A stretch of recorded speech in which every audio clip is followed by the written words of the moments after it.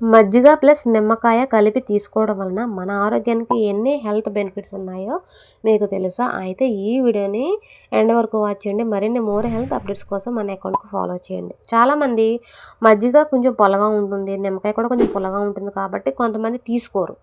తీసుకోవడం వలన కొన్ని బెనిఫిట్స్ అయితే ఉన్నాయి. కానీ ఎవరు తీసుకోవాలి అంటే మనం ఈ వీడియో ద్వారా తెలుసుకుందాం. మంచి విషయాలు ఏంటంటే జీర్ణక్రియ అనేది సహాయం చేస్తుంది ఇట్లా తాగడం వలన, 2 మిక్స్ చేసి.